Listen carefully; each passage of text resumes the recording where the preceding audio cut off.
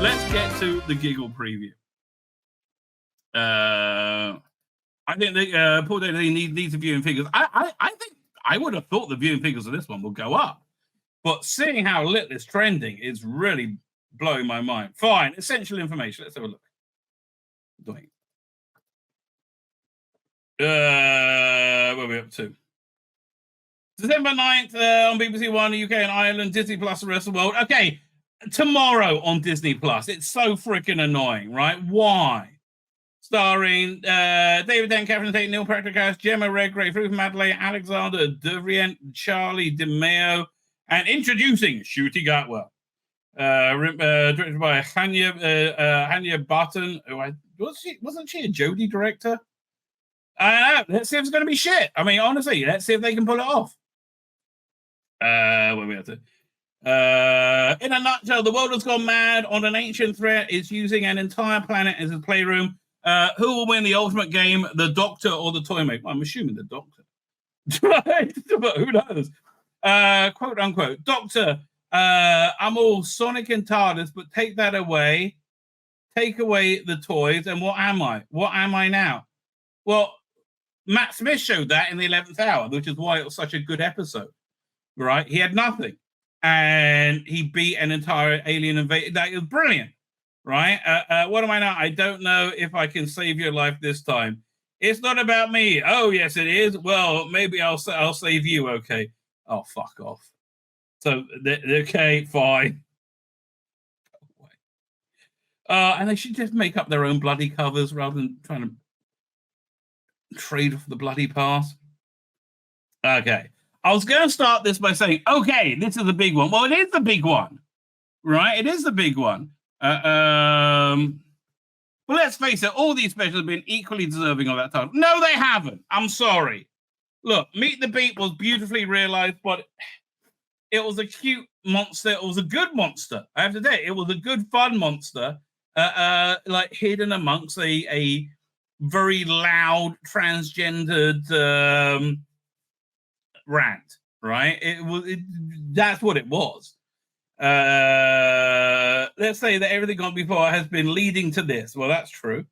In fact, it wouldn't be too far-fetched to say everything since April 1966 has been leading to this. April 1966, what? Yes, everything since the broadcast of the Celestial Toymaker when William Hartnell's first Doctor beat the Toymaker at his own game and destroyed his bizarre world. Well, okay, are they going to say that the entirety of Doctor Who's run has been in the Toymaker's realm? Because that's shit. That's just shit. I was like, go away. David Tennant's 14th Doctor admits to Donna that he's been running for so many years, always hoping he's not behind me, but he was ahead with the power of a god. Really? He hasn't mentioned him in, 50 years? Well, 66, 76, 86, 96, 2006, 2016.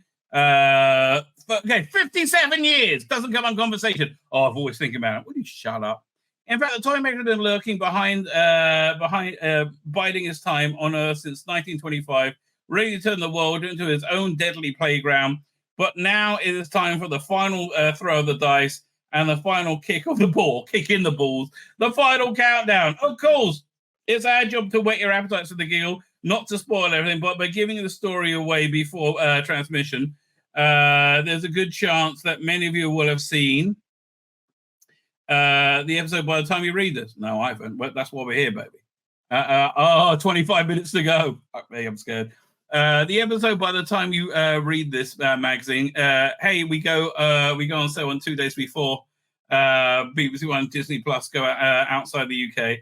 But at the same time, we know how eager Doctor Who fans can be, and we bet a lot of you will have grabbed a copy, grabbed hold of your copy just as soon as you could. But I get it digitally, baby. I paid much less than £10 a bloody issue. So if you've already seen the Giggle, you can nod your head and make approving murmurs while the rest of you tell you how great it is. And listen, I get the feeling Doctor Who magazine has had a bit of regeneration. I don't recognize anybody anymore on the credits. All right. Let's have a look. Jason Quinn, don't know him. Mike Jones, don't know him. Richard Atkinson, don't know him. Yeah, it's like an entirely new crew there, right? So you can, but what can we safely tell you without spoiling it? Let's face it. If there's one thing the toy maker loves, it's a surprise. Here comes the biggie from the man himself, Rusty David. Okay, so what's so marvelous about this shit? Nothing. It's been shit so far, and it's your fault. And about the future of Doctor Who. Oh yeah, the future of Doctor Who is going to be so gay.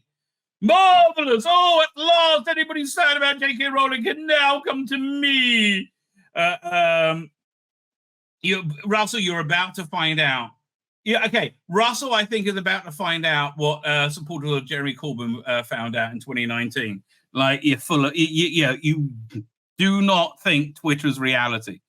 And certain episodes have been commentaries on iPlayer in the UK. I want these things going free to air on the iPlayer. Why they are not on Disney Plus is bloody beyond me, because Disney Plus are arseholes. They got us on camera, and the Giggle has me, David Tennant, and Phil Collinson not only talking about Doctor Who, but about the entire time we've had on it. And there will be controversial events in this episode. If you listen and watch the commentary on iPlayer, I unroll a whole new Doctor Who mythology for you based on the events taking place. Look, I'm just saying, it hasn't really worked out well before, right? This has not been a universally successful approach. And I'm explaining to David Tennant, and his mind is blowing or exploding. Hopefully we won't be vomiting. The commentary will have absolute exclusive information that will rock your world. I hope you'll find it fascinating. I guess we got to watch it then. I guess I have to, and it's a whole new way of looking at the history of Doctor Who. I can't wait to see the reaction. Really, that Russell, because you think it's going to be good. Chris General said that as well. Oh, I can't wait to see the reaction. Really, Chris? Really? I bet you would have rather waited, wouldn't you? I bet you would have rather waited. Russell goes on to tell us more about the mega villain the Doctor is facing in the Giggle. Obviously, at the end of the 14th Doctor life, he's going to have to face a huge enemy. It's been a very, again, we've got to answer why his clothes regenerated, why his face came back. We've got to answer a bunch of things. So he's going to face a huge enemy because I was writing Nolly for ITV. I researched John Logie Baird and found that Stooky Bill, the mad puppet he put in front of the camera, because the lights were too strong and hot for people, and the puppet, the most sinister looking puppet in the world. For a while I imagined Stooky Bill would be the enemy. Then I realized that you can't have a 2-foot puppet walking around. I see Kate Lethbridge Stewart being scared. I can't see Kate Lethbridge Stewart being scared of that. I can't see Kate Lethbridge Stewart successfully emoting any information, anything whatsoever. She is the blandest of bland. I mean, I guess Shirley Ann Bingham will just smile smugly, as they say, women are just the bestest ever. And having Neil Patrick Harris there from scene 1 gives a fantastic air of menace. Again, the clip they put out of him was excellent, right? Absolutely excellent. Approaching danger to the entire episode. The doom laden from the start. Neil does it brilliantly. What else can we appear to tell you while not telling you anything at all? Well, this is this really is like a pea under an egg cup trick, isn't it? We're pretty sure Neil Patrick Harris's toy maker would approve. Okay, got it. The music, yes, the music. When you're in for a treat, but not really. The music has been not great. It's been kind of like, overbearing. You're in for a treat. Back in the day when I was a kid, the older generation thought pop music and rock music, pop music and rock and roll as the devil's music. People haven't thought that since how many years? 60 years, maybe 50 years. It's time to move on. We're pretty sure Neil Patrick music, the source of teenage delinquency and danger and chaos. I hate that sneeringly laugh at earlier generations. Wait until you see the Giggle. You finally get to realize they were right all along. How can something be so hilarious and spine chilling at the same time? So it's gonna. Is he talking about the toy maker being in charge of the degenerational society? I don't know. Don't ask us. Okay, do you think the Doctor's been in the toy maker's realm since 1966? Could be. Maybe he doesn't regenerate at all. I don't know. Don't ask us, Rusty Davis, because he's got it down pat. Of course, no preview of the Giggle would be complete without mentioning the long-awaited appearance of Ncuti Gatwa as the Doctor. We know he's going to be in the show up in this episode. They should really open with Ncuti Gatwa, right? They should really do that because everybody knows it's coming.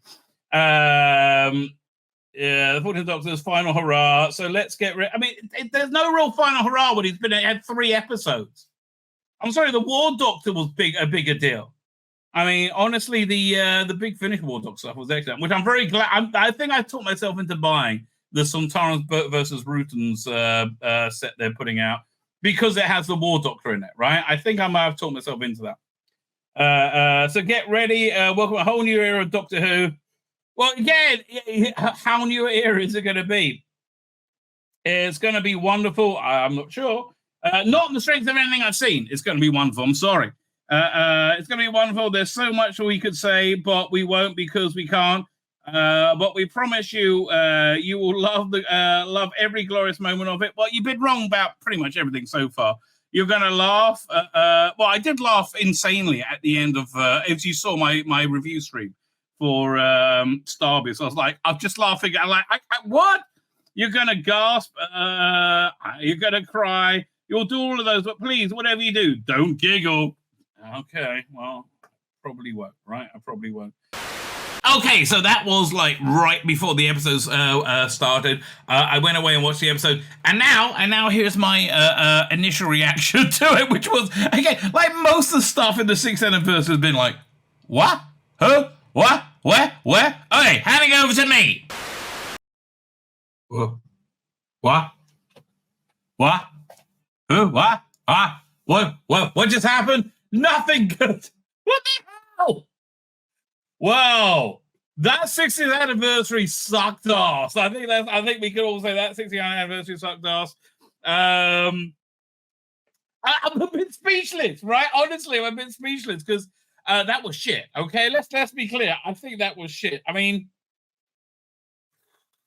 it says to me that they really don't know how to do this character. Even Rusty Davis and the BBC. I think anybody who is stuck with this mentality of white guilt, which is so much guilt and so very white, right? It's so awfully racist, isn't able to write television, right? Or isn't able to write Doctor Who, that's for sure. Okay. It's like, I was like, yeah, honestly, I've just finished watching it. I watched Doctor Who Unleashed. It was a bit of a stress fest. Let me tell you, it's because I have a VPN which I watch it with. Why? Because Disney freaking Plus here in Israel doesn't give it to me till tomorrow. So I normally watch it with a VPN. Tested the VPN before I did my stream earlier. No problem. Played live BBC. No problem whatsoever. Because BBC want you to be able to play live BBC because that helps with their ratings, right? And so I signed off and I put it on because I like to have it running for like 5-10 minutes before it starts. So I see this number. No, wouldn't play. Doesn't play. So I end up watching it upstairs. And I think I was up to do like Wi-Fi. So I ended up watching it on 4G on my phone, right? In my kitchen because I don't get any reception down here. So I'm going to have a much better idea of it tomorrow when I watch it. I'm going to have to watch the Rusty Davis in-vision commentary. But I found it... okay, there were very good elements to it, like there have been throughout the rest of this 3-episode season, right? There are very good elements to it, but I don't know. It's is it better or worse than the Starbeast and Wild Blue Yonder? It's about the same, frankly, right? It's about the same. There's no subtext. Okay, let's be clear. There is zero subtext in this whatsoever. Rusty Davis is like, it's glorious to be gay, and everybody loves being queer. It's glorious. I mean, it really is. Seems like he's shouting it from the rooftops, especially when you see the trailer for the Christmas special. What I tell you,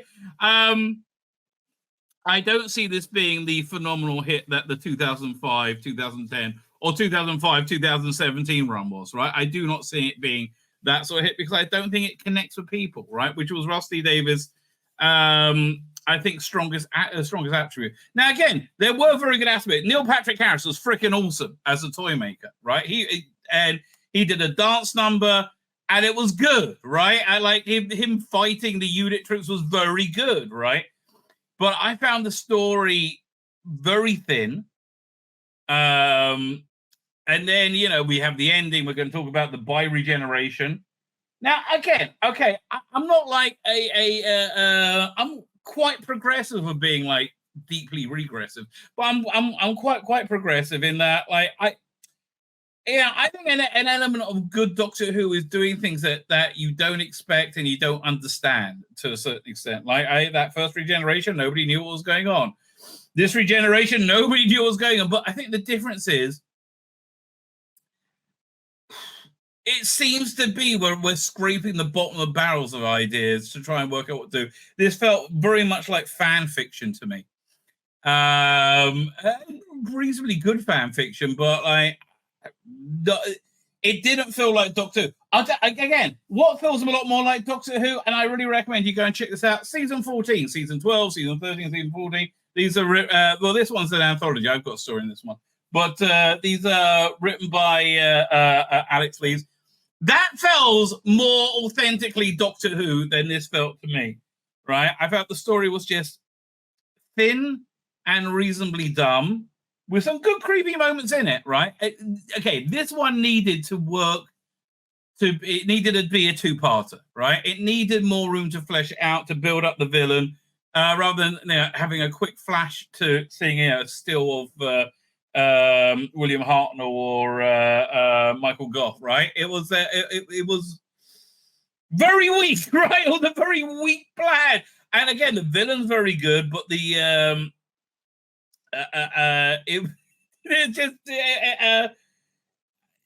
I'm not so mad that it didn't make sense, right? I'm not really mad at all because clearly, right? I mean, if you're watching this and being honest, you are forced to say that something happened with the Capaldi regeneration that shattered reality because nothing made sense from that moment onwards, right? And things continue not to make sense.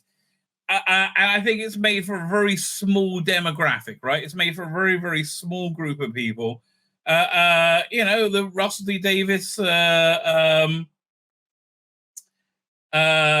crowd. I mean, look here. Let's have a quick look at the trailer for Christmas, because this is the direction it's going. I just don't feel it's that good, right? I don't feel it's that good, but we're going to be looking at a lot of stuff, okay? Let's just start with this. Now, again, my head is kind of spinning a little bit. Yeah, look, come on. You want to tell me this isn't a gay doctor? This is so a gay doctor, right? This is how he's introduced in the Christmas special. Yeah, I'm sorry. This is a gay doctor. This is something that you do if you're gay, and being gay is very centrally important to you when you're writing fan fiction, right? The doctor is in a club. Is it a gay club? I don't know. But it feels like very much like a gay doctor going into Harry Potter. Merry Christmas. Yeah, come on. This doesn't feel like Doctor Who to me. It doesn't. It feels like a self-insert, which I think Rusty Davis has had one or two self-inserts into Shooting Gatwa by the looks of it. But the queer world is not a majority world, and I'm not saying lock all the gays up and they can never be seen. I'm just saying it's not mainstream, right? This is not. We're all fine with people being gay, right? Well, literally everybody is fine with people being gay, but not everybody always being gay all the freaking time. So this feels more Doctor Who. I'm the doctor. What's up there? But again, I really separate this era. I think I separate everything from the Capaldi era onwards. I'm sorry. It's this like, it's unrecognizable. Goblins. Oh, yeah? Time travelers are great. Like, wow. Ah! Hold on tight. I mean, he might be good as a doctor. I really can't tell, right? I think he's got to climb out from behind his own ego a little bit, right? And do the job, right? But like, he looks like it's going to be the gay doctor. Who are you? Again, we're in 2023, baby. We are in 2023. This was really weird, right? It was really weird. So they had a weird bi-regeneration, and they said we're not going to explain it. They didn't explain the clothes changing when the doctor, when Jodie regenerated into Tennant. Didn't explain it. They kind of explain why he had his old face again a little bit, but doesn't really work.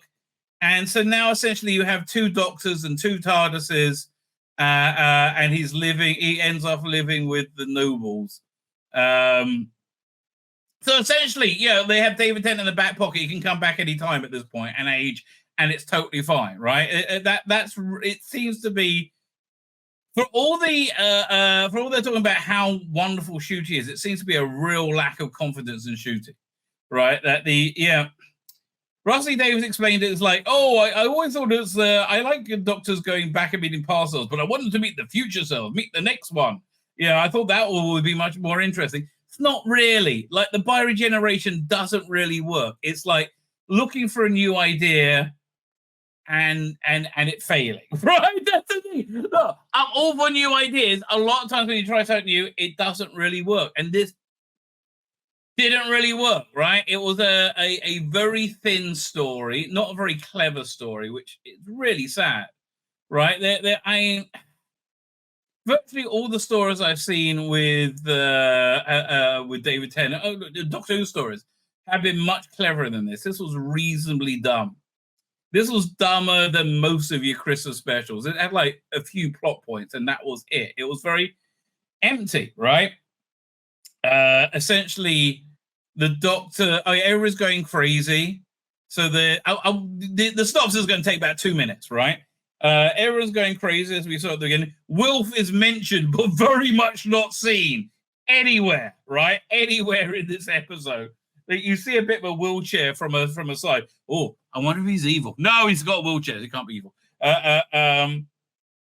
And Unit comes and picks him up, and you meet Shirley Ann Bingham and Kate Lethbridge-Stewart again, and say everything's been going crazy for the last 2 days. There's a signal driving everybody nuts, and the signal emanates from the first broadcast picture ever, which was of a doll called Stooky Bill.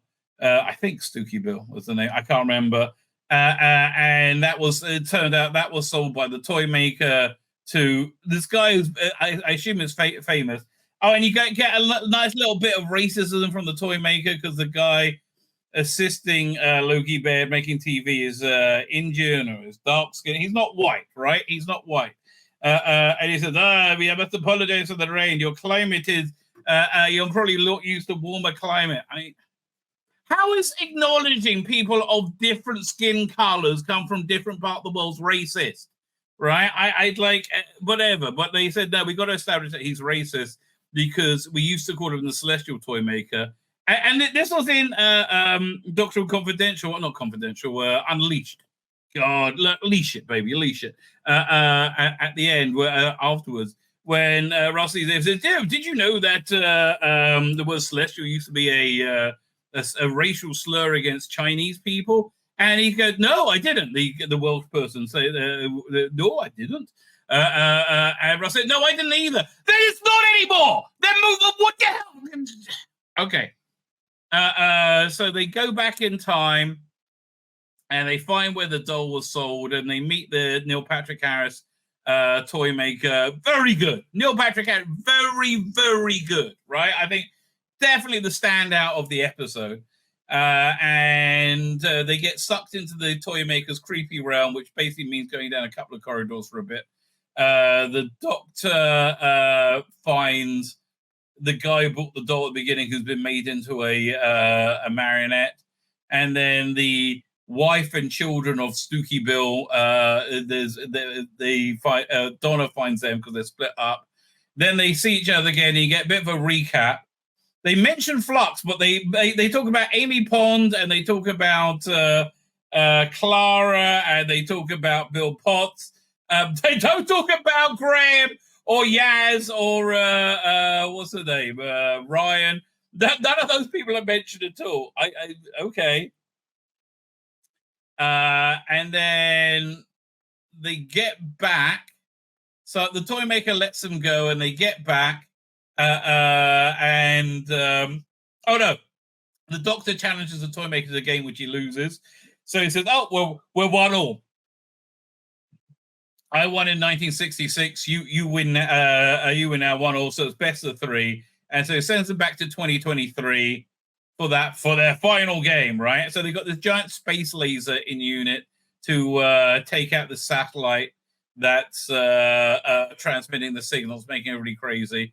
And the toy maker shows up, causes mayhem. Very good scene. Okay, that was I thought that was a great scene.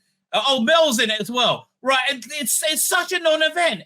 All of it is really a non-event.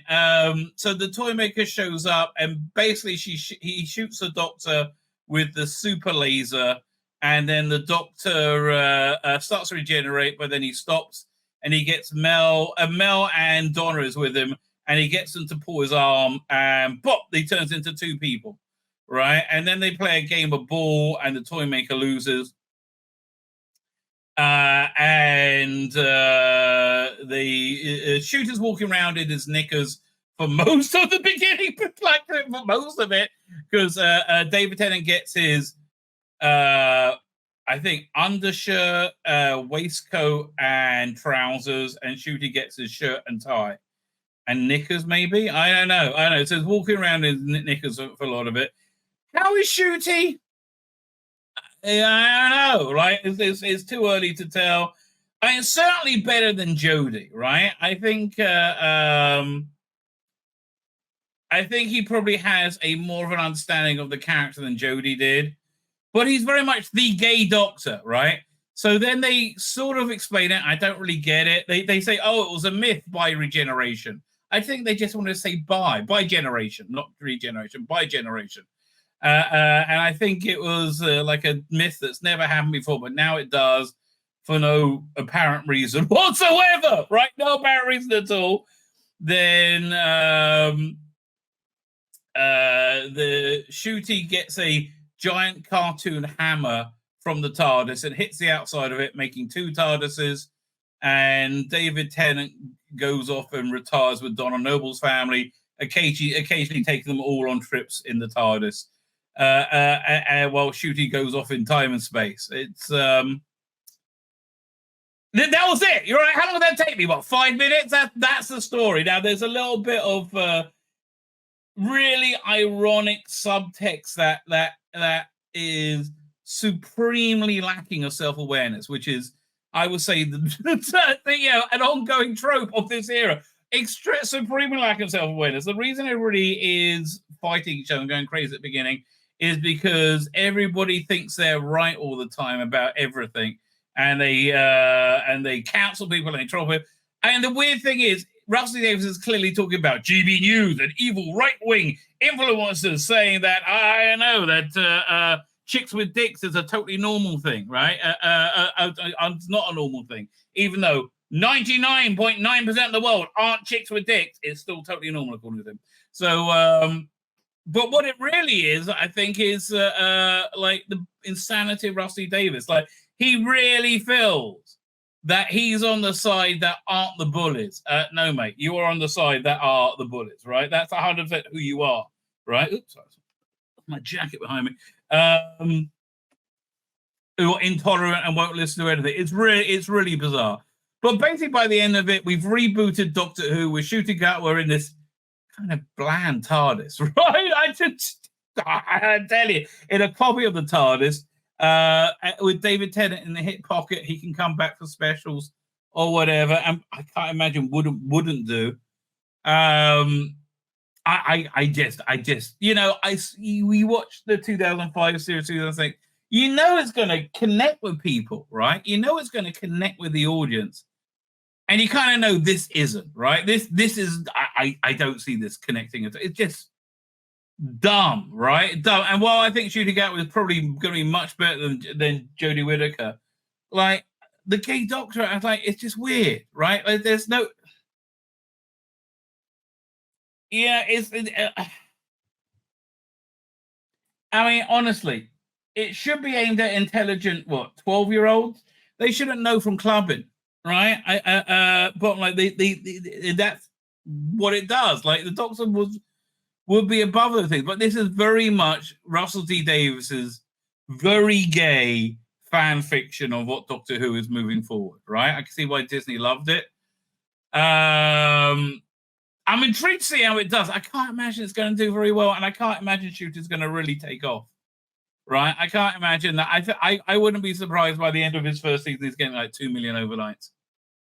Yeah, I just don't, because like, I don't know, I don't think, there's an appetite for that anymore, right? It's not 2017, and I don't think Russell T Davies really understands that, right? It's really, but there were like, good bits to it. Was it better than Star Beast, right? That's the question.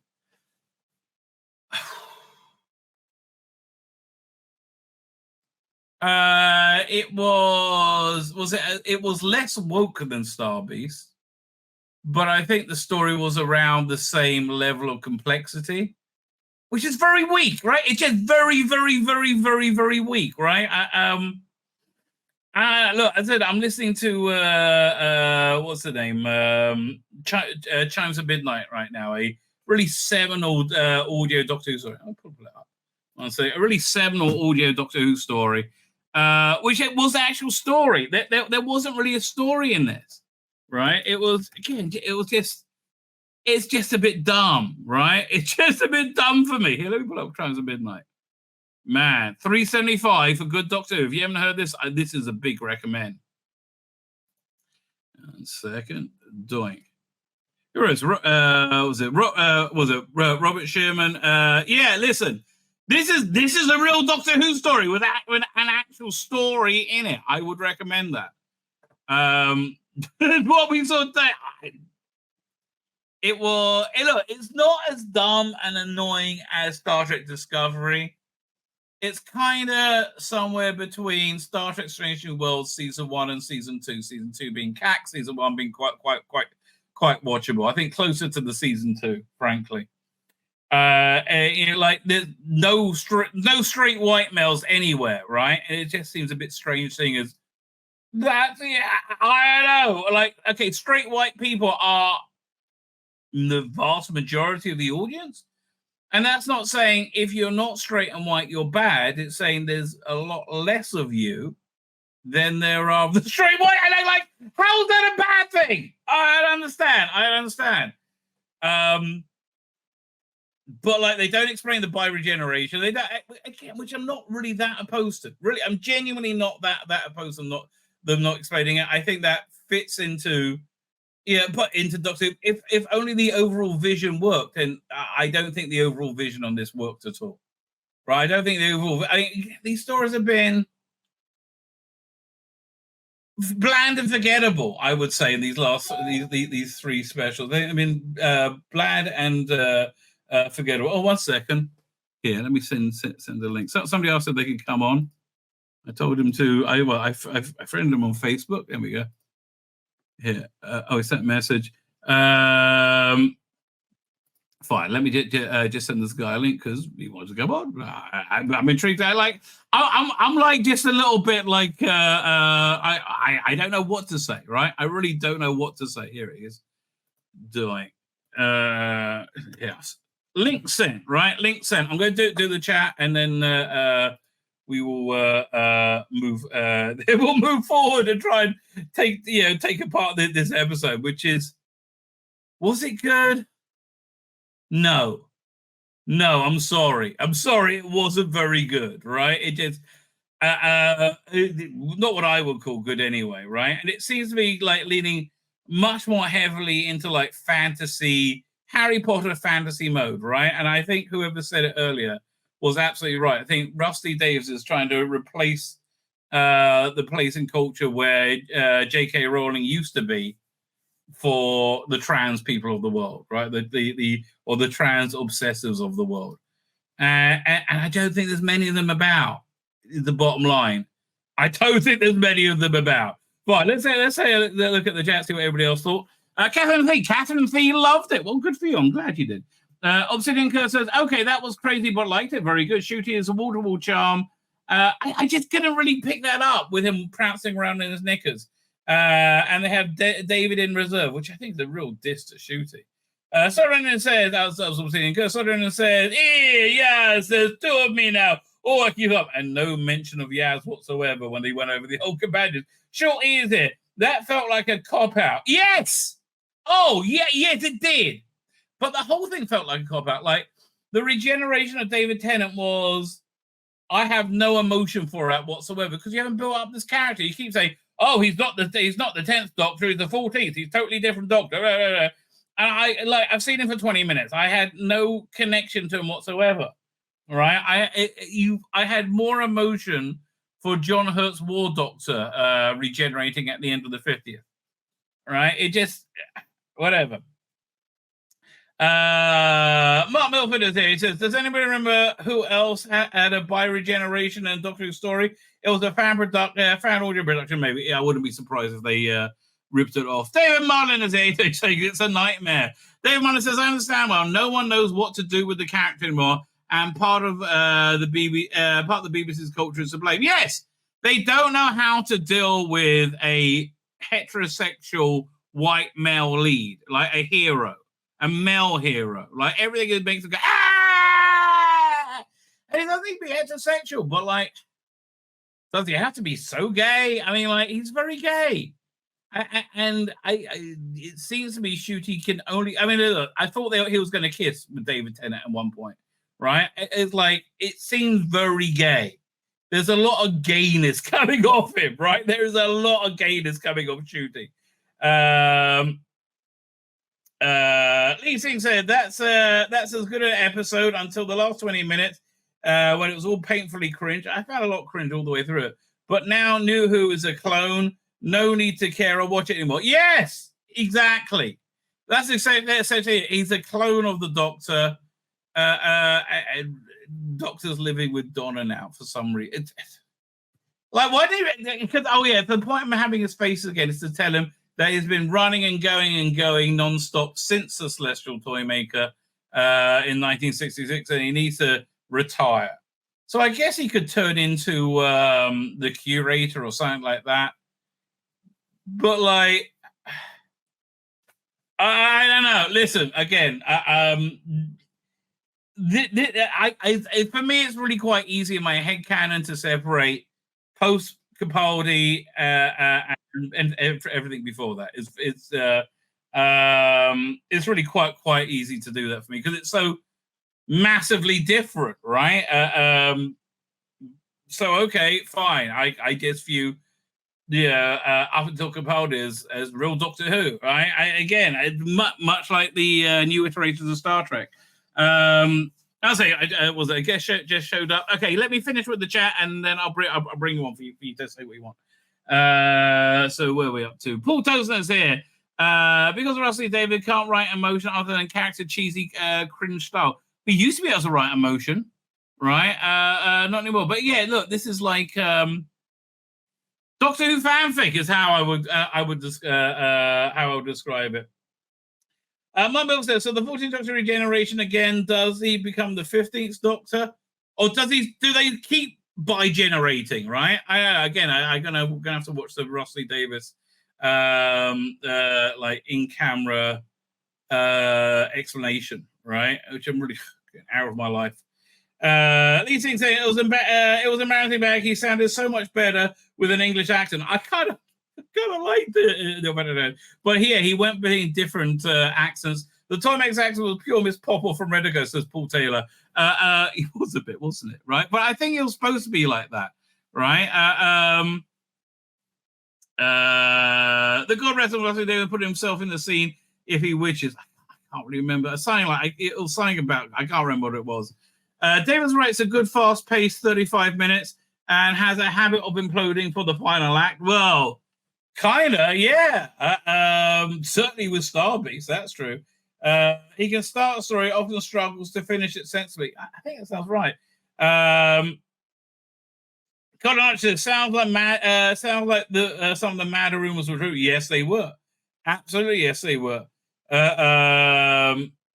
Where is it? Oh, it's gone. I thought it was going to come back. Well, if you're still watching, please come back. I mean, you just hang out in the green room till we bring on. Name is empty. Question: did the toy maker manage to kill force a regeneration of the Doctor? I hope so, as I did Michael Goth, and I'm not partial to Heart, or 57 years payback, I guess. No, he didn't kill him. He just made them into two people. Somehow, okay. The series alienated in 2017. I thought that all that was over. Now it's alienated me again. Yeah. This is not for me, right? I don't think I like. And if it's not for me, okay. The one of the craziest Doctor Who fans in the universe. If it's not for me, I don't think. I just don't think this is going to hit, right? I don't think people are going to, especially shooting, right? I think people are here for David Tennant. I don't think. I just don't think Shooter's going to be able to maintain people. Was it Father Miller says it could have been worse. It could have been. But I hate to tell you this. Every time you have Yasmin Finney in it, and you keep talking about what a beautiful girl she is, right? What a wonderful girl she is. It just, yeah. I'm sorry that you want to normalize your kink, right? But I don't think it's going to take off, right? But Mark Lewis says, point of the story. Shooting looked good. Tennant was a waste of time. The entire 3 episodes was a waste of time, right? The entire 3 episodes was a waste of time. Terry Lee Rigby says he hasn't seen it. I wouldn't. I mean, out of curio, maybe. Duo Woman says they shout on everything. Did they shout on everything? I think the 3 episodes shout on the 60th, right? So Amaro says the curator, I think you're right here. Curators are good for modern Who when Neil Patrick Harris on screen. The rest was awful. Yeah, I would say awful. Just didn't engage me. Gary Brighton's here. Get your trousers on. You're Nick Sonny. Absolutely. Fly Highland here. Russell Davis, a leg man, clearly. Yeah, look, I mean, like, again, you had Shooty running around in his knickers. I don't think there was a subtext with that. I think that was what I pretty much want to do. Darren M is there. You're doing Darren M. Was it Mark the Vicar says, I look forward to the toy maker. Apparently no reason he was useless. A little bit, right? A little bit. I have to tell you, I can't disagree with you. 50 of Scott Final says Amaro, he's going to be on in a minute to tell us live. What do you think? We're about 15 minutes behind in the chat. I don't think it was bad. Perhaps my expectations were low. Yes. I thought it was better than the others anyway. Probably. I mean, but then again, it falls apart at the end, right? It does fall apart at the end. And yeah, they go to a point of making the TARDIS wheelchair accessible. Why? I like, for God's sake, that was so cringe. So much of it is cringe, right? So Amber, like to make a toy maker, not Michael Gothler, was nowhere near. I mean, look, this is fine with that piece of shit animation they got coming out. Mark Vick says, new Doctor Who have his arse out okay. Everything else seems that way. He said, put your pitchforks down, lads. I don't know. I know you won't agree with me, but I bloody loved it. Good for you. Doctor Who is fun again. Listen, I think, look, if you can, I think I'm going to go into the shooty stuff as if it's like a reboot, right? A complete reboot. and not really connected from what's before. And see they do seem to be leading away from like the Child of Destiny stuff into somebody who just wants to travel the universe and have fun, right? Which is a good idea, right? Which is a good idea. I just think it was shit. Right? Basically, I think it was shit, and I don't think it's going to connect with an audience. Sarah says the regeneration was worse than Terror Stack. Look, I live in Israel, mate. It really wasn't. Like, I'm proud of Terror Stack. Blockman says, I have no words to describe what I witnessed tonight. That's what I am. I was just left numb. Again, for me, this is no connection to the William Hartnell, to Tom Baker. Diane Candy didn't watch. Okay, I think Diane Candy is going to be in Condi, not Candy. I think she's going to be in the vast majority of people, right? 3 totally pointless episodes, pretty much. I tend to agree with that. Judy was fine in what we saw of him. Too many colors, and I really genuinely thought he was going to snog the David Tennant. It looked like that. Like, again, he plays very, very gay. Well, that's an hour and a half free on Christmas Day, says Colin Archer. Oh, listen, I'm going to watch it. Listen, I'm going to go into. I'll do a pre-show and after show. But you know, it's again, I just don't view it as Doctor Who, right? I don't. In the same way, I don't view Star Trek Discovery as being Star Trek. I don't view the Obi-Wan series being part of Star Wars. It's just when you change something drastically to get with the times, I don't think it's the same thing anymore. And I think the Matt Smith era was the same as the Colin Baker era was the same continuity. Robert here, he says he thought it was good, to be frank. You have nothing to apologize for, right? There were good and exciting bits in it. For me, it just seemed too dumb to really. I think that was my biggest problem with it. It seemed too dumb. It seemed too light to be Doctor Who, to really grab my attention. Even when Doctor Who is dumb and light, it wasn't that dumb and light, and you don't have like lots of this weird politics, social commentary of saying, "Hey kids, let's have you tried sucking a dick? You might like it." I don't see a need for the heavy-handed sexuality which is in Doctor Who. I'm okay with the Doctor being sexy. I'm okay with Millie Gibson being sexy. Right, but like this heavy-handed, overt sexuality, I don't really see the need for it, and I think it just kind of detracts. Nobody echoes me by saying, "What the hell does sexuality have to do with a science fiction show?" I'm 53. I stopped caring about that years ago. Well, I still quite like sex. And the Doc is 900. Well, he's 3,000 years old. I highly doubt if he'll care either. I tend to agree with you.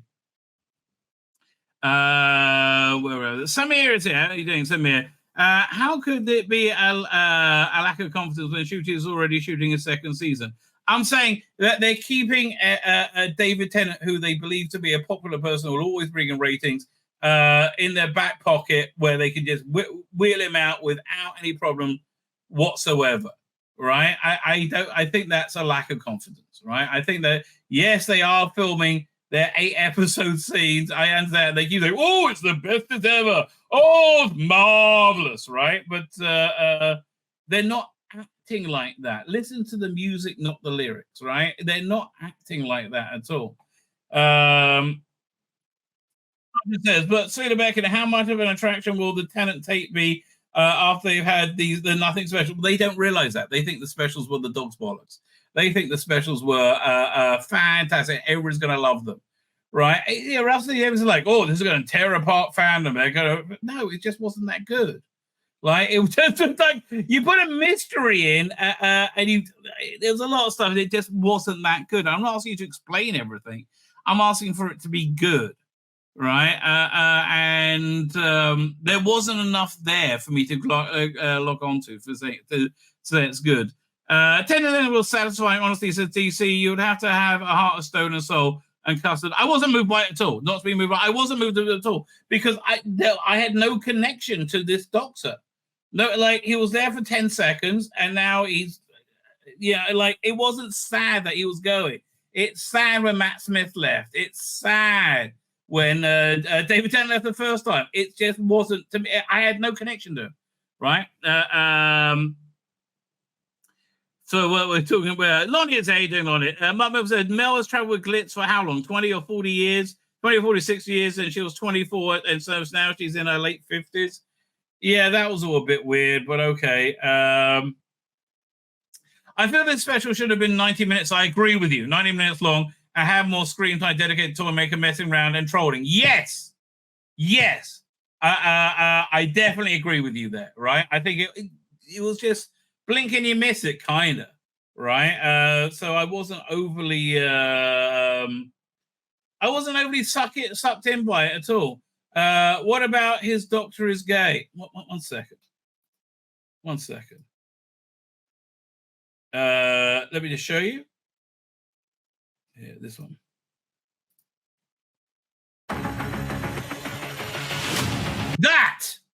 That is gay. I'm sorry. This again, and it's fine to be gay, right? But like getting jiggy with it and clubs, this is very gay lifestyle. This is gay. Yeah, this is gay, right? I'm sorry you don't see it, but probably you do. But if you say what about it's gay, you probably like it being gay, and you don't want to admit that it's gay. It's very gay. I know. What about this incredibly gay man doing gay things is gay? I mean, how much gay? Look, yeah, you're right. He wasn't fingering another man's arsehole. You're right. Okay, but for me, you know, the different layers of subtlety, Samir. Jay Chris says, I can't say I enjoyed any Scooter's performance. So yeah, I can't either. I'm like, well, okay, I'm going to watch the Christmas special. I'll go in with an open mind. I thought this was shit. I really do. I was planning to drop Who again after the 60s anyway, and I'm not really interested enough to give him a chance. I hear it. Listen, I'll watch it so you don't have to. If it's good, I'll tell you it's good. I have no problem saying it's good, right? I would much rather it be good. I much rather like it, but it was just too silly, right? Sounding more like Looney Tunes and Doctor Who, especially the scene with the giant hammer. That was right out of Roger Rabbit, right? Woke on the servers and not with a subtle woke undertone. Yeah, says Paul Taylor. I tend to agree with you. By that, what did DC say? Well, Lord, wouldn't all characters go? Look, Samir, mate, just don't rail against reality. You know, Russell T Davies wanted the character to be gay, and so he made him gay, right? I think it's silly to argue that he wasn't gay, right? Yeah, that was gay. I'm sorry, and it's again. I'm not saying keep going away from TV, but like again, I mean, like I didn't need to see Lala Ward sucking Tom Baker's dick, right? I didn't need, although Lala Ward, well, she was basically, especially during City of Death, about to rub one out just looking at Tom Baker. She was tripping with horniness. Darkness over here. What does everybody think?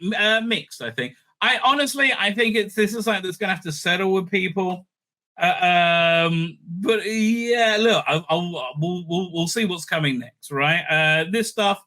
So glad I didn't pre-order them. Oh my god, so glad I didn't pre-order these specials. For me, Doctor Who ended in 2017, right? And that's even stretching it a little bit.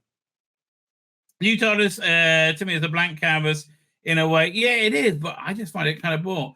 All the doctors have been by. No, Samir, you're wrong. All the doctors have not been by. All the doctors have been asexual because we didn't need sexuality in Doctor Who, right? They have not been bi. That's ridiculous, right? That's a ridiculous reinvention to, I think, not justify, validate a queer, a queer worldview, a queer lifestyle, right? They have not been. At no point did I see John Pertwee was willing to, tongue Joe Grant or Sergeant Benton. That's ridiculous. You know, John Pertwee's doctor was asexual, as was Patrick Troughton's, as was Tom Baker, as was Peter Davison. I mean, like with the Eighth Doctor having a bit of a snog with Grace blew people's minds. I think the Doctor having a romantic relationship worked as a one-time thing with the PTSD Ninth Doctor going into the 10th Doctor, right? And I think more than that, yeah, right. It's a mistake. But look, if you like it, you like it, mate. I'm not going to tell you you're wrong for liking something. I'm saying I don't like it. Why do I have to like it for you? How's that impact on you? I think Tommy managed to lift it above the Star Beast. I know that Star Beast was pretty darn good, though. Beat the Meat was pretty darn good. Did you personally like it, Rabbi? No, I did not. Right? I was like looking forward to it being over. Right? That's basically where I was. I was like, oh, it's enough now. New series announcement with David Imminent. Could well be. Could well be. He says, your homophobic fat uncle. That is a great handle. No, your hornophobic, your hornographic fat uncle. Sounds like me. Rusty Davidson is want the cachet of being a minority while making everybody think they're not a minority. Exactly. Totally agree with you there. I've heard good things about the new Godzilla movie. Yeah, I really want to see that. That looks excellent to me. Holden 190 says, bollocks, Rusty Davis has insert through the 40 to 50. It did look like that was going to go down. I mean, let's be fair. Your hornographic fat uncle says, think about this. Shooter's Doctor is a timeless child. And at some point, the Doctor merged with the timeless child. Shooty is the timeless child. And David is our Doctor. Maybe. I couldn't really care less. Like, this is so differentiated from Doctor Who for me, right? Okay. And so I'm watching it on its own terms more than Doctor Who, and it's like, yeah, fair. Adam Timeless says, and now there are more current doctors in Doctor Who than there are doctors in the local medical center. Mind you, I could have said that last week, but it's also true. RJ says, like, WTF, by regeneration? Yeah. It just seemed like a bit of a cop-out, right? It really did seem like a bit of a cop-out. Again, what about him as gay? Looking and acting gay. I don't understand what's confusing you, Samir. What about looking and acting gay is gay? Well, the looking and acting gay, right? Look at Amara says, yes, he did kiss the tenant, but on the forehead. I thought it was going to be smack on the lips, right? I thought that was going to be so. Looking and acting gay is gay. I don't tell you, what about the rabbi's Jewish? Him being Jewish? Yes. I'm a bit Jewy. It's okay. Robert Payne is there. How you doing, Robert Payne? Mr. Humphreys in the TARDIS. He's free. Do I set that picture up? Where is that picture? No, we're going to see it. Mark Kavanagh's here. It felt shallow camp. Yes. Agree 100%. Shallow camp. Aims at it, but feels just flat. Yeah. For me, that's exactly that really echoes where I am. Well, they retired the original Doctor, so I may well retire from watching at this stage. Yeah, listen, again, there's really, if you're a Doctor Who fan, I see no real reason that you would like to watch this. If you're gay, you're probably going to love it, right? If you're gay, you're going to love it. If you're a Doctor Who fan, not necessarily. I would think by regeneration would mean that, I mean, let's face it, he just wanted to say, get the word bi into Doctor Who. This is Rockin' Robbie of Loxley. I would think a bi regeneration would mean Tennant would regenerate into two Doctors instead it's more of a spin-off where Tennant stays and spins off Shooty. Yeah, Shooty is a spin-off Doctor, right? It just seems like they're like, well, we love Shooty, but maybe we'll keep Tennant around. There's a lot of cringe going on. And look, don't get me wrong, Neil Patrick Harris was very good, right? Neil Patrick was definitely very good. Oh, look, yeah, here's a scene where they get a second TARDIS, right? It would have been more interesting if David Tennant was stuck in 20th century Earth without a TARDIS, right? But yeah, so he gets out this big comedy hammer. Wish me luck. What for? We won the game. You get a prize, honey. Here is mine. Where's the person who's saying, what's gay about this? You get a prize, honey. So, okay. And the second TARDIS has a jukebox in it. It's not very good. Okay, if you're expecting to be good, I have bad news for you. It's not very good, right? It's not very good. Harry Thornberry says, so the acting scene he had to push, it's sort of like Doctor Who now. Yeah, right. So David Tennant going commando. That's what it will seem. So stunning, so brave.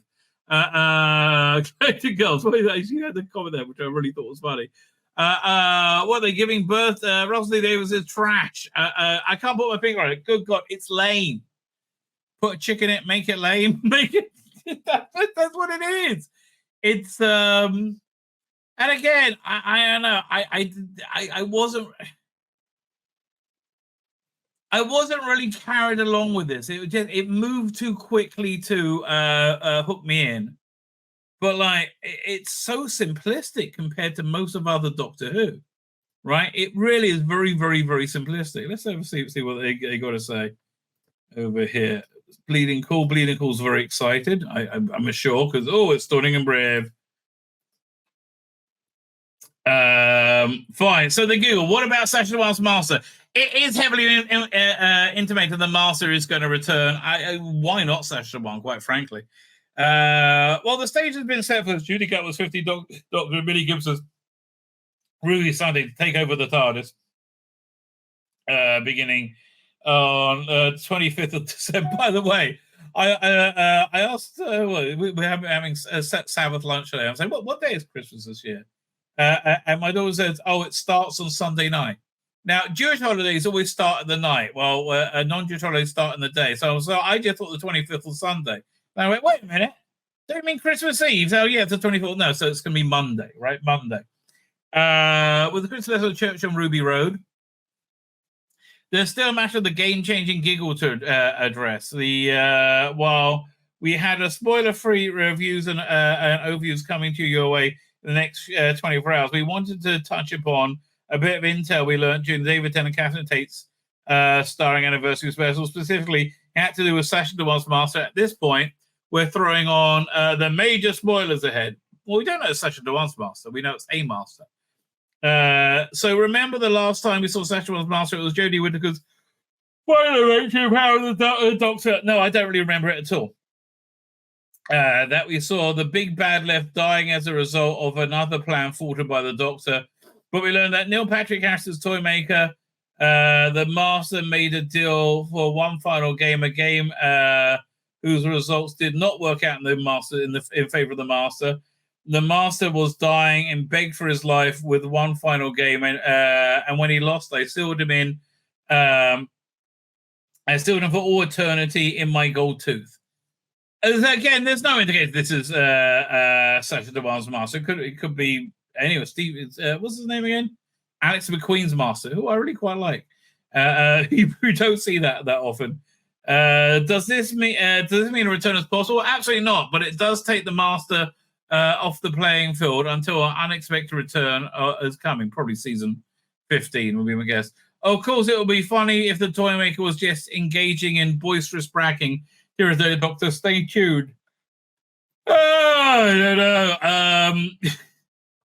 Yeah, see what else they got to say about it. Behind the scene features, the Doctor regenerates. No, he doesn't. What's this? Brings 2 Doctors and a movie. What? Some last-minute Doctor speculation for you, as we're getting a multi-Doctor episode for the anniversary after all. Well, yeah, we get 3. We see 3 Doctors in this episode. We see the first Doctor, David Tennant, and Ncuti Gatwa. So this was done in 2 days' time. We see the Giggle, but this was published on the 9th. Is there an update, maybe? I don't know. This is from I'll be getting a multi-doctor episode. I don't know. So this looks like all old news. This is just speculation, right? I mean, it really is. Again, look, thing I got to listen to is this, right? I got to actually it's this one. Is the was it the commentary? Which okay, I guess I'll listen to tomorrow to get some idea what were they thinking? Nothing good. Doctor explains why this old doctor's face returned. It really didn't. They said basically he's been running non-stop since he first met the toy maker and he needs to stop and retire, which he doesn't really, right? Elliot, they did it in a Doctor Who magazine comic strip, and I think that actually worked a lot better, right? I think that worked a lot better, where they had, well, they didn't cover one, but they had Capaldi was stuck in the 1970s with a family, and that was great, right? Okay, the Doctor has finally solved the mystery of why the Doctor's old face returned. Please tell. Jodie Whittaker's 13th Doctor regenerated, and David Tennant's 14th Doctor, and their clothes for no apparent reason. Okay, who knows why, right? And the last year, the Time Lord has been questioning why their old face returned. We had some clues, especially after the Doctor reunited with Catherine Tate's Donna Noble in the Starbeast, but finally we got some answers. The Giggles, in the Giggle, the last of the specials, the the toy maker, blah blah blah. As the pair attempts to figure out what happened, Donna references the return of Melanie Bush, Bonnie Langford, into Doctor Who's asking why he's never mentioned her before. He says, she adds, maybe that's why your old face came back. You're just wearing yourself out. Now, this doesn't make any sense at all. The previous episode of Starbeast saw Donna implore the Doctor not to leave her behind and go whizzing off the universe, suggesting you could visit with my family. We could do some outrageous things like have tea and dinner and a laugh. I mean, just make the Doctor an incredibly boring character. Well, okay then. I mean, like if that's your brilliant idea, good for you. But I just don't think, like, why would you want the Doctor to be such a boring character? Today the Doctor's gonna have tea. It's like okay then. 200 watts today. He hit the TARDIS with the mallet and created a second TARDIS. Isn't the TARDIS alive? No, there's no life in this whatsoever. Mark Mills says, I'm still sad there's no classic Doctors in 6th anniversary. You got a blink and you miss at Hartnell. They should not have given Rose any lines. Finney cannot. She's really not very good. Doctor Who, the Tea Party. That's essentially. You know, it ends very similar to another show that went way past the cell pass state. True Blood. Right, it's very similar. Okay, so you've been given a second chance. You can do things differently this time. So why don't you do something completely new and have some friends? The Giggle delivered the unprecedented twist of the 14th Doctor appearing only to bi-generation split into two. It was such a cop-out. The two Doctors now existing in a universe safe in the 15th's capable hands, and the 14th. Well, really, okay. All of it sounds. There's so many questions about it. That doesn't make it's not going to work at all. I don't know. I'm intrigued to know what the Christmas special rating is going to be like, and I'm more intrigued to know what episode 4, 5, and 6 of season 1 is going to be. Right? This looks like it's pretty much a hard reboot of Doctor Who. With two Doctors now coexisting in the universe, safe and in capable hand. The 14th is finally able to take a well-earned break. Opting to remain on Earth with Donna and the Noble family.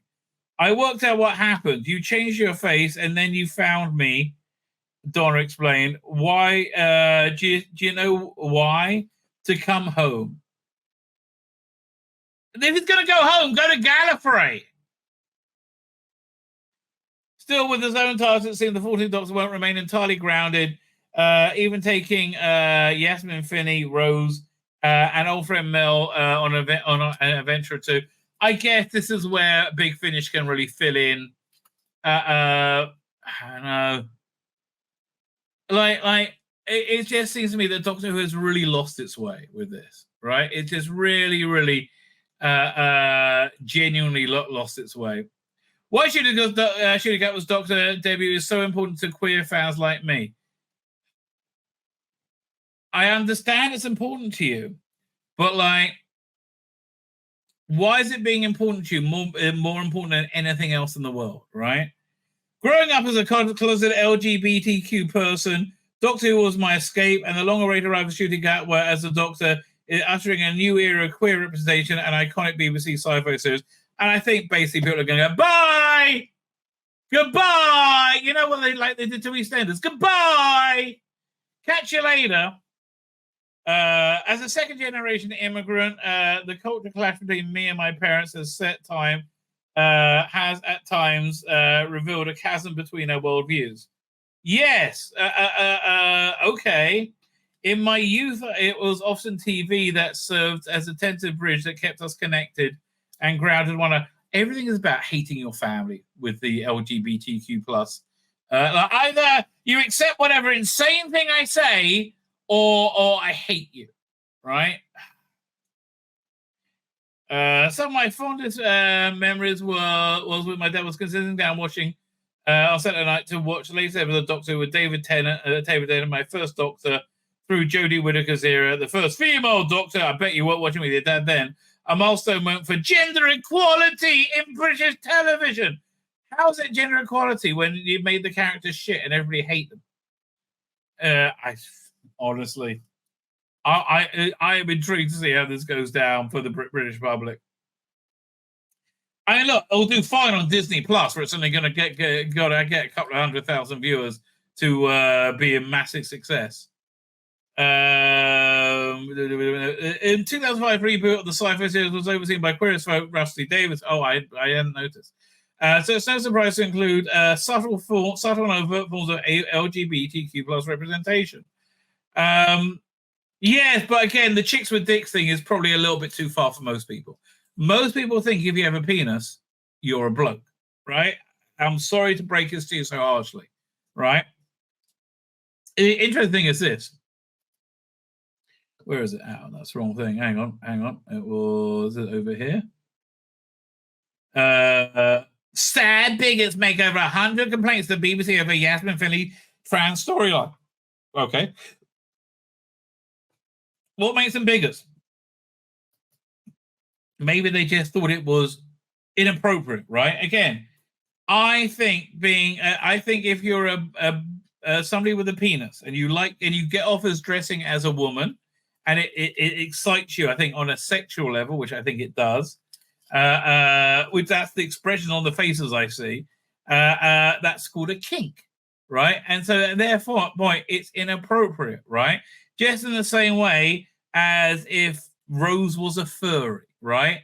It's a kink. Previously, there was more than 100 complaints from the Doctor Who viewers who argued that the including Yasmin Finley's transgender online was inappropriate. The corporation has received 144 messages from disgruntled viewers in its fortnightly report. I just have no idea if that's a lot or a little on audience complaints. Some said the Heartstopper Yasmin Finney was anti-male. Well, the whole production is anti-male, right? There is no positive white male character in this show, right? Especially not anymore. Not now David Tennant's gone. Anti-male and inappropriate inclusion of transgender. The Starbeast was watched by 7.6, it was actually 7.33, 5.08 overnight. People, meaning the comments make up a tiny proportion of the audience. But no, here's a question. How many people just didn't care to get involved, right, to watch, to call and complain? Not many. You get a tiny proportion of people. So you're saying because there's 114? No. How many complaints do shows normally get? Is this above or below average? I think it's way above. Right? I think it's way above. So the corporate is going to stand by the representation of Rose. Finney appears as the daughter of Sean and Donna Noble with a penis. Family supports her transition. but it's depicted where Russell Davis is still coming to terms with her pronouns. It's not going to come to terms. It's just bollocks, mate. I'm sorry. You know, this pronoun nonsense is just bollocks. I know it's so super duper important to so many of you. Oh, we've got. I look. I'm not going to join in with your fantasy that you're a gender that you're not. Right? I mean, I'll be polite to you, but like, I think it's a fantasy. Right? I don't think it's a healthy fantasy that's helping anyone. At one point, the story, Catherine Tate's mother says, "You have a kid, you think, oh, good, I've got it. That's mine." And she grows up the extraordinarily beautiful thing. She's not extraordinarily beautiful. Oh, and you think, where the hell did that come from? Well, I think most people see that when they see Yasmin Finney, and they go, "How lucky am I? What? That I'm not like that." I can understand people think that. During press conference last month, David was unequivocal about his ambition to reflect more society on screen. But you're reflecting society less by reflecting it more, right? By putting in teeny tiny sexual kinks, it means it's less reflective of society, and I think that's where it's going to come a cropper. He lamented how transgender people represented can be vilified in the press, arguing there are newspapers that absolutely hate with venom and destruction and violence. No, excuse me, darling. The people who hate with venom are you, right? Is the LGBTQ plus A? It is you hate anybody who doesn't agree with you, and you hate them with venom, right? This is pure projection, right? This is 100% projection, and violence. Who would do? Who was it? The newspapers who hate and venom and destruction and violence, who would rather see that sort of thing wiped off the screen, destroyed. I don't like the idea of presenting transgenderism as anything other than a sexual kink, and firstly, I don't like it presenting it as a healthy sexual choice, right? Because I don't think it is, right? I don't think it is, and I think there's no data to say that it is. Right, and frankly, data will reflect whatever you're paying for it to reflect. So we don't want. I'm fine with seeing trans people on screen, right? I am not fine with seeing trans propaganda on screen, which is basically what all your new era is. Shame on you, and good luck to you in your lonely lives. Excuse me. People who have trouble with this normally are more traditional, and they're married to their first wife, and they stayed married for decades, like I have. Right, I don't have a lonely life. I've got a beautiful family, right? Because I don't go fucking people in clubs at 3 a.m. when I'm 50, right? That's why I have a family, right? That's why I have a loving family, because I don't do the same shit as I did when I was 18 when I'm 50, right? And I'm sorry, this is what Russell doesn't get, right? Like, Russell, mate, you seem to be doing exactly the same thing now as when you're 18, right? Going to, venerating, going to clubs, getting shit-faced and fucking somebody in the toilet, right? That you'll never hear from again. Oh, how marvelous. Yeah, that's great when you're 18, and actually probably isn't, right? But by the time you're 50, it's sad, and it's indicative of a lonely life that you have, right? And then, yeah, again, they have hate and venom, he says, before spewing hate and venom, right? Deadline's got a bit of a lefty audience. Let's see what they have to say. I bet they're going to go, I was glad to include it and impressed how it was done so easily without hijacking the story. It was the entirety of the story. I firmly believe that we need to stop demonizing transgender people. How are we demonizing it? Right? I mean, other than your insufferable cunts. I mean, like, try that. Try stopping being insufferable, bullying cunts. How about that? And their representation in the media. Their over-representation in the media, right? So, yeah. I mean, like, don't believe this is the how people really genuinely react. Because I don't think it is. Right? I don't think it is. But in terms of tonight's episode, Oof. It was missable, right? Missable. Paul Downs predict 7 to 8 million overnight. I do not. I think 5.5 max, but I'm like, I can see it going up from Starbucks, right? Alderman Morales says, under LGBTQ logic, I hate Wizards of Oz because they are cisgendered hetero. I would identify with Dorothy. I don't feel seen. Face screen smiling. Yeah, they have a very weird ideology. Donna's family says, Colin Archer, mixed race couple. Wife did not take her husband's name. Trans child. How very 2023. Well, listen, we mixed race couples. I don't think it's something anybody could really have a problem with in this day and age, right? Like, okay, I don't know. I can see, like, look, there's a clash of cultures there, but it's not such a big deal. But again, listen, here's the basic idea: when you're still doing the same thing, still doing the same things when you're 50 as when you're 18. Look, here's the best way to understand it: newborn baby, very, very cute. They generally are. They are, especially after heal up from being shat out of a woman's uterus, right? But they're generally very, very cute, right? They are cute. And if you have a 5-year-old still doing what a new-year-old baby does, it's a tragedy, right? That never changes. Like if you have a 10-year-old, right, and the 10-year-old stuck developmentally at a 5-year-old, 10-year-olds are gorgeous. It's still a tragedy if they can't progress to be a 10-year-old child. 15-year-old, same thing. 15-year-olds are more of a pain in the ass. But if you have a 15-year-old stuck doing what he was doing when he was 10 years old, it's a tragedy. 20-year-old still doing the same thing when I was 10-year-old. It's a tragedy. Or a 15-year-old, 20. But that's where it stops. If a 25-year-old is doing exactly what he was doing when he was 20, everyone's like, well, that's normal. But a 30-year-old is still doing what he was doing when he was 20. That's not. No, it's not. Right? Like, Russell, the life that you're advocating for is a life of misery and loneliness and emptiness, right? Which is why I'm so vehemently against it. Now, again, that's just my opinion. If you want to educate your children to be different, you do that, right? That's your prerogative. You go ahead and do that. But don't try and educate my children into your bonkers beliefs. Like, it's like me educating other people's children in Judaism and saying, this is the way it is. I don't have the right to do that, right? You do not have the right to indoctrinate people into your world bloody view, especially if your world bloody view is as scientifically valid as a flat fucking earther, right? That's really the bottom line. It's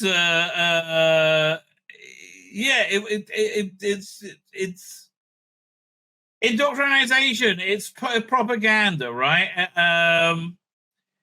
And it always detracts from Doctor Who. Like, what does Terror Stick say? He says it talks about politics, but everything is wrapped up with politics with these weirdos, right? Where is this? Doink. From Gallifrey cautions that the Doctor and politics don't mix. If you're concentrating on putting over a political message rather than on doing a really good show... Now, that I would say a sociological message rather than political message, but it's somewhat political as well. And yes, very obviously, Starbeast was focusing on putting over a message, right? I don't think Wild Blue Yonder was. It was just a bit of annoying casting at the beginning and just kind of pointless. Was this concentrating on putting over a message? Yeah, I'm afraid it was, right? I'm afraid it was. I think there is a danger, maybe you can do both, but it would be hellish difficult. And I think there's maybe a danger that the show wouldn't be as good as it could or should be because you're not looking at the right aims.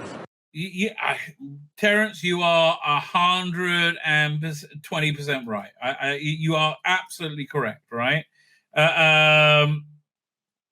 So all past Doctors generate. So multiple Doctors exist. Yeah. I don't know. I would be amazed if they're not going to do a David Tennant spin-off, right? They're not like begging to do that now. Again, it just seems like they set it up so they can bring back Doctor and Donna whenever they want. And on the strength of what I've seen here tonight, I don't think there's any point. Right? On the strength of what I've seen over the last week, I do not think there's any point. Right? I really do not think there's any point whatsoever. 200 Watt Studio says, seems kind of racist that they wouldn't let the black guy have his own regeneration. It does seem kind of racist about it. It really does, right? It genuinely does. Here, let me show this thing, which I thought was really okay. This fits so seamlessly into 2023 Doctor Who. Where is it? Yeah.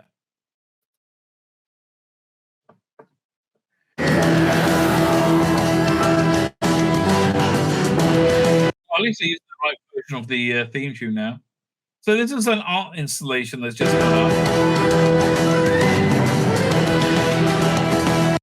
So if you squint, that kind of looks like David Tennant's Doctor.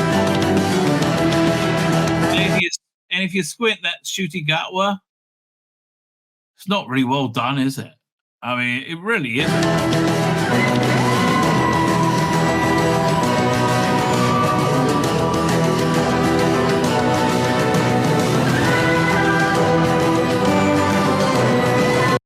It's nice in the TARDIS, but other than that, it's wasn't great, right? Yeah, look, again, it just seems very clear that Doctor Who, for me, ended in 2017. I think when there's you can come up with so many things in your head canon to say that reality shattered when he regenerated that time for a million reasons. Basically, everything post-Capaldi is just avoidable. Don't worry about it. Look, I'll carry on watching it in case there's something good comes along. So you had Star Trek Century World, so I found quite enjoyable, right?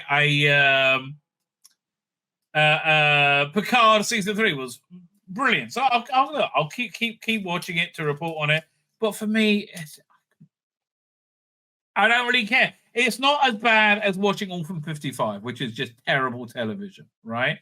This felt like I got to watch it again, right? That's the basic bottom line. I have to watch it again. I got to give it a good go. I got to have the big screen and see and a 4K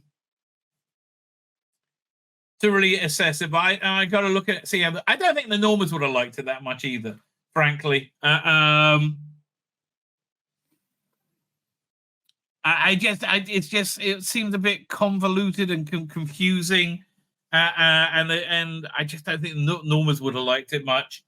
In terms of a Doctor Who episode, it's missable, right? I would rather watch pretty much anything classic, right? It's totally missable. My name's Tzvi Lebetkin, the Rabbi from another planet. Please like, share, and subscribe, and ring that little bell. Ring the little bell so you are notified when new videos drop. Yeah!